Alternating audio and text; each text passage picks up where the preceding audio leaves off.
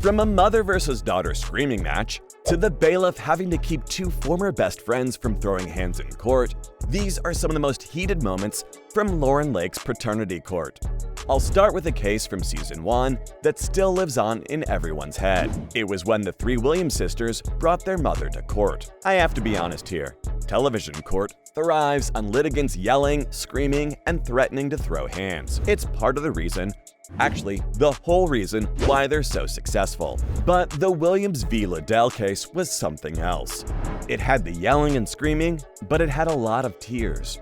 And at the end of the case, I started tearing up too. Could you really blame me? Jackie, Jamie, and Lisa took their mother, Patrick Liddell, to court after years of doubt over who their real father was. Liddell had been an absent mother for the girls' entire lives. By her own admission, she was too busy running the streets to actually stay home and care for her kids. That's also the reason why, according to her, she could never establish for sure who their real father was. But for most of the girls' lives, they'd been told that their father was Liddell's on-again, off-again boyfriend, James Williams. Then, at the age of 17, Liddell told Jackie in a fit of rage that James was not her father. Ouch. 17 years old, me and her had an argument, and she said, that's why he's not your father. Is that something you tell your kid just because you're mad at them? If not for much else, it started a discussion with the other sisters who'd always had suspicions. Now, James was no prize either. He'd left the girls to be cared for by either the state or relatives, but he'd at least been somewhat present for his kids' lives. So imagine Jackie's heartbreak when the judge told her he wasn't her father. James's only biological child was Jackie, but he claimed that he loved all three girls like they were his own, and that he'd continue to love them regardless of the paternity results. The girls told him he needed to step up as a man and as a father, and he agreed. As for Liddell, though, she told the girls she never cared for them, calling them liars and manipulators. Judge Lake had to step in and give everyone a reality check, the Williams sisters and Liddell. She told the sisters that sometimes you just have to make the most of the cards you've been dealt with, and to stop victimizing themselves. She kinda knew Liddell was a lost cause, but still offered her help should she reach out to them. Now, everyone had their doubts about this case, but even Judge Lake told the two feuding women they were acting like sisters in this one. Shanti Mitchell grew up with an almost kind, sorta father. And by that, I mean that while Jordan paid child support to her mother, he never truly acknowledged her as his own child. Jordan had a one-night stand with Shanti's mother some 32 years ago. He didn't even know she was pregnant until the woman brought him to court. When Shanti was 7, she asked for child support payments and a paternity test. Yep, a paternity test. So why bother Judge Lake now, right? As it turns out, Jordan sat down with Shanti before the case began and asked her if she knew who her father was.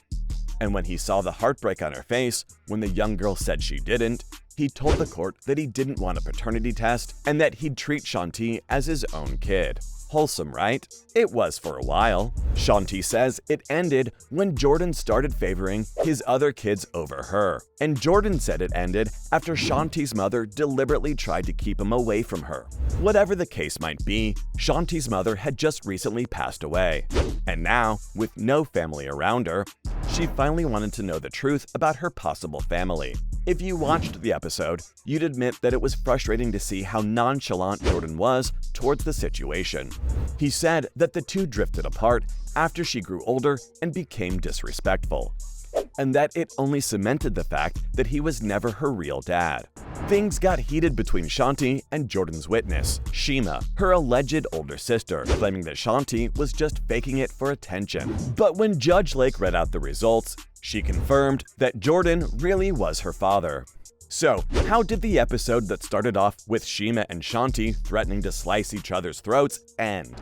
The whole family huddled in for a family hug at last.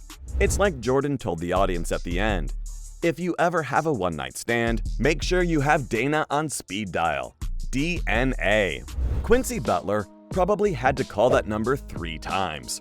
One of the most memorable cases from Season 2 was Moore v. Butler. Nalishwa Moore knew that Quincy was her baby's father. She claimed she'd only been with one man and there was no disputing her child's paternity. Quincy, or his wife more like it, thought thought that the dates didn't add up. Yep, I said wife. So Jennifer started yelling and screaming that there was no way Quincy could be the child's father if Nalisha was pregnant in December but gave birth in July. How can you tell somebody they pregnant in December but you have the baby in July? This was their whole argument, but Moore clarified that she'd been pregnant since November and had to go in for an emergency C-section in July. That makes sense, right? It gets trickier, for Quincy at least.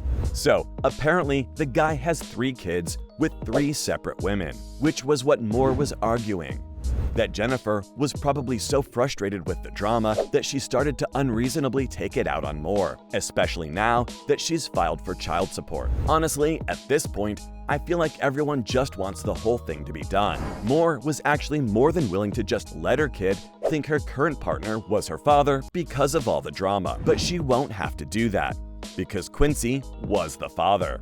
That was heated, but not as heated as 2 lying best friends. This was a confusing case even for Judge Lake, who's been handling family law for 20 years now. But even Lauren Lake was stumped when 2 apparent best friends were fighting over paternity. Sydney Lawrence took Angela Payne to court after she hinted at the fact that he might be her kid's father. Now, the 2 had been friends for 10 years, but at the time of the kid's birth, they just started sleeping with one another, but were never in a relationship. That's because Payne was engaged to someone else, and Lawrence was in a relationship with the mother of his daughter. Weird friendship, right? Anyway, Payne claimed she'd had doubts since her son was born, because he looked exactly like Sydney. Yeah, you can't deny the resemblance, actually. Things got heated when Sydney started yelling at Angela for keeping her doubts from him for 3 years, and only now revealing the possibility of him having another child, after he'd found some stability in his life. And now, after the 2 of them had ended their friendship, Judge Lake had to bang her gavel to get the 2 rowdy litigants to ease up more than a few times. She actually lost her cool with Angela after the defendant kept lying on, and the DNA test confirmed another lie. Sydney was not the father. All she had to say to her best friend after that was a measly, "I'm sorry." Well, sorry doesn't cut it sometimes. Like Jimmy Dudley apologized to his friend for possibly being the father of his child. Everyone's the villain here. Stephen Baker for screaming at the top of his lungs, Janine Woods for cheating on her partner with multiple men, and Jimmy Dudley, Stephen's supposed best friend, for being one of those men. So, after 2 years of back and forth, Stephen had enough. He wanted Judge Lake to tell him who Trinity's father was.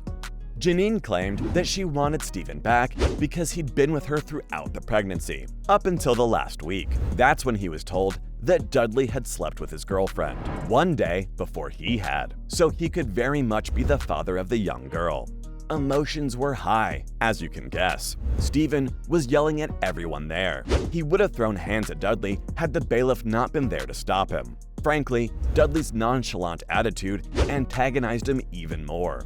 The real victim was Trinity, but Stephen claimed he'd make up for the 2 years of her life he'd been absent, should he be the father. Dudley said the same, should he be the father.